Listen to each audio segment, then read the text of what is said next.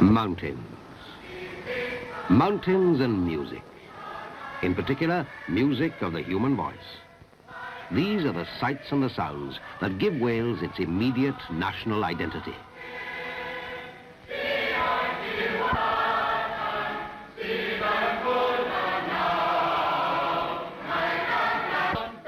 But it's not all the eternal hills and the songs of our fathers, not by any means. Wales is full of surprises, old and new.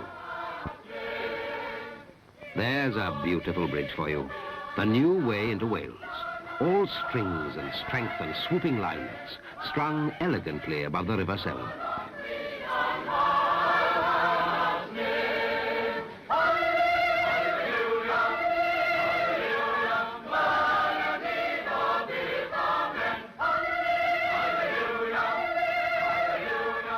Somewhere here, high above the broad brown water of the river, you flash across a frontier. It's almost too easy. There's more feeling of a border crossing if you drive this way into Wales, over the fortified bridge at Monmouth, built by the Normans 700 years ago.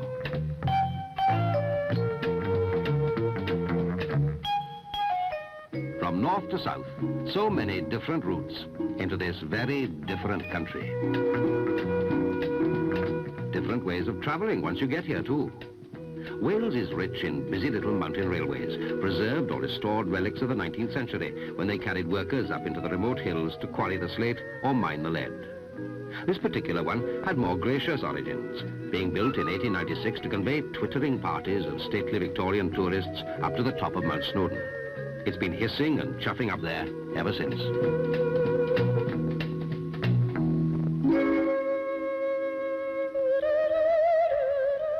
It's not exactly the fastest train in the world, but who wants speed with such massive magnificence to look at?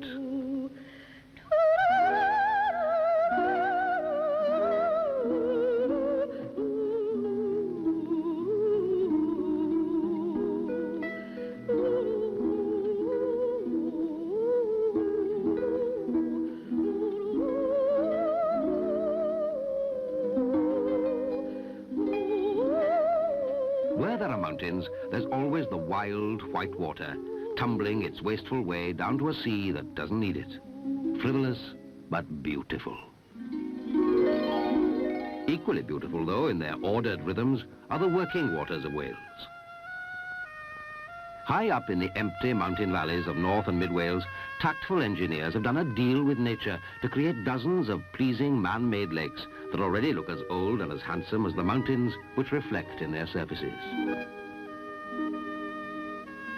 The trout fishing's good too, and cheap.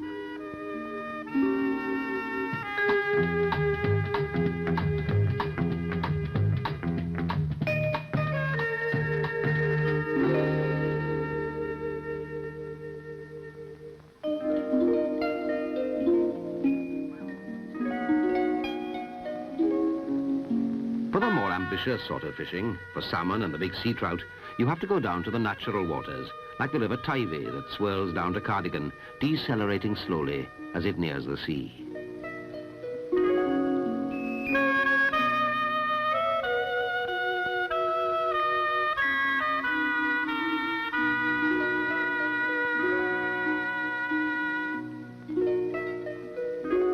It's here they still use the little coracles for their fishing, built to a design that hasn't changed for a couple of thousand years or more.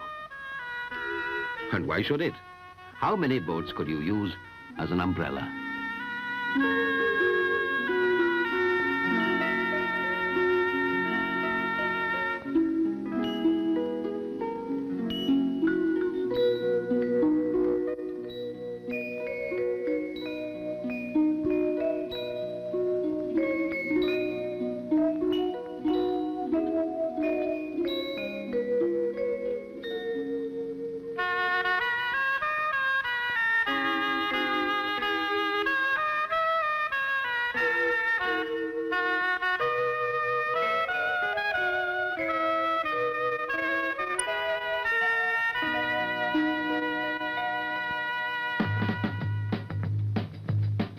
From the shape of the country, you could imagine that Wales is doing its best to become an island.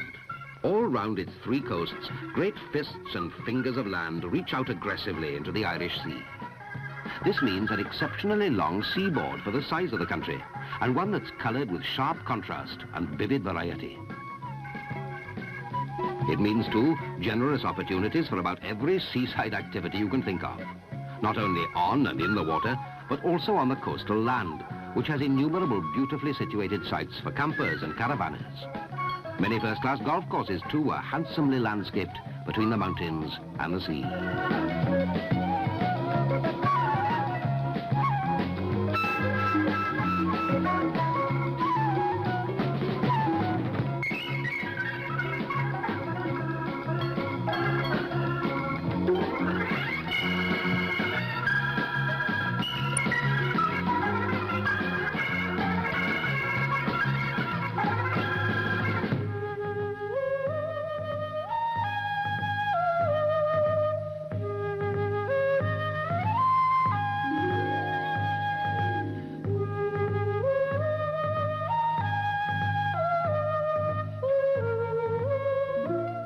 To check a local map and walk a little way, you'll find coves and beaches where the only footprints on the sea-smooth sand will be your own.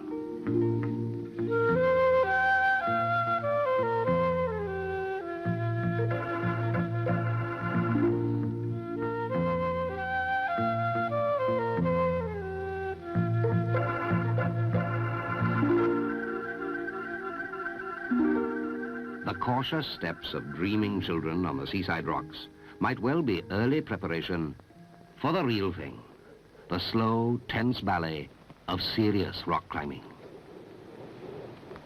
The brutal, broken cliffs of the mountains of Snowdonia provide some of the most tortuous climbing in Europe, testing enough to be chosen as the training ground for the British conquerors of Everest.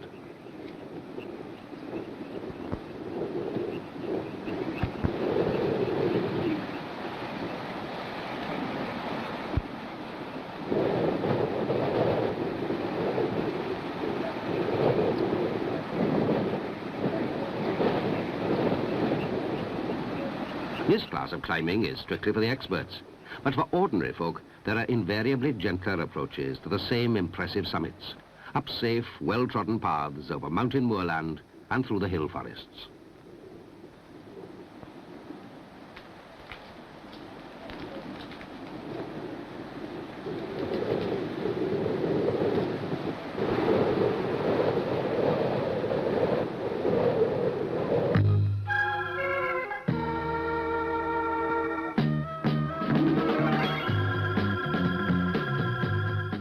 You can, of course, do your mountaineering by car, for everywhere the roads go right up into the hills, wave after wave of rolling plateaus and breathless passes. Fun to drive on for a change.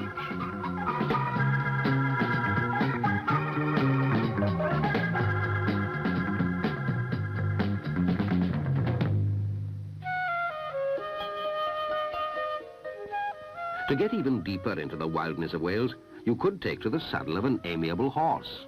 Most of the little mountain towns have pony trekking centres. Or you can walk the modern way with the help of your thumb.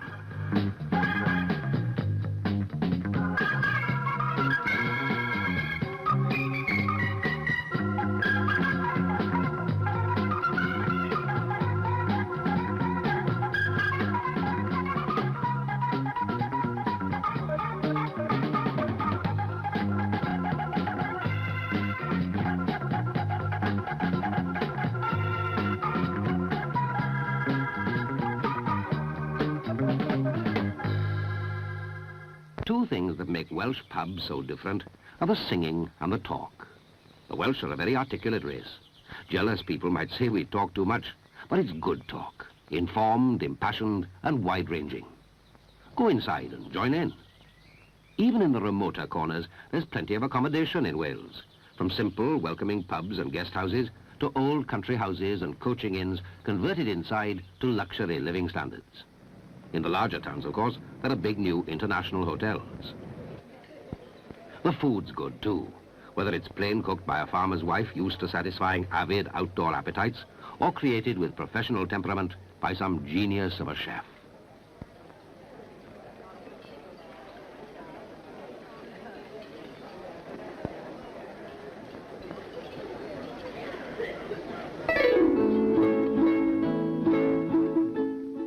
you want to leap back a few hundred years, try a medieval banquet, regularly served with passionate regard to authenticity at two of Wales's ancient castles, Ruthin in the north and Caldicot in the south. With a great fat tallow candle flickering in front of you, a dagger for a knife and your fingers for a fork, you can eat like a medieval monarch. Eisteddfods are a mixture of festivals of the arts and country fairs and have been part of the social fabric of Wales since the days of the Druids. Big and small, national and international, they're each a microcosm of everything Welsh. The traditional crafts, the ceremony, the Welsh language, the poetry, the drama, and, needless to say, the singing. St. David's is a little coastal village that happens to be a cathedral city. The Cathedral of St. David, patron saint of Wales. A place to which two pilgrimages were once worth one to Rome. Inside stands the tomb of St. David himself. Alongside, the ruins of the Bishop's Palace. But the most handsome ruins in all Wales are those of Tintern Abbey, standing in the deep green gorge of the Wye Valley. Here in the border country, the land is gentler, softly meadowed, thickly wooded, yet rich in ancient relics.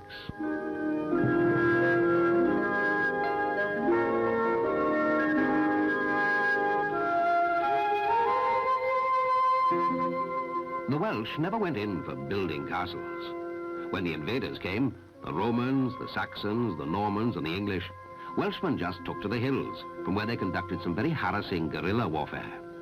It was the interlopers who had to build the castles. About 92 of them still stand. These they built for their own protection against the marauding men from the mountains. Massive, the old outer walls enclose a great green park, which in midsummer becomes a theatre for the tunes and trappings of military glory.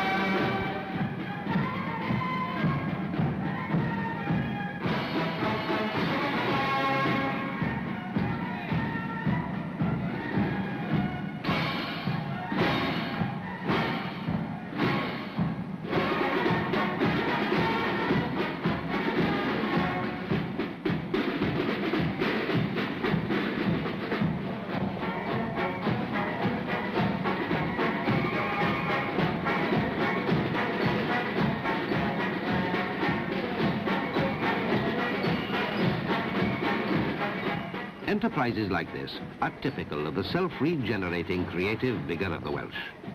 They're the contemporary foreground that draws on the past. But the background remains immutable and dominant. The waters that are the children of the mountains, and the mountains themselves.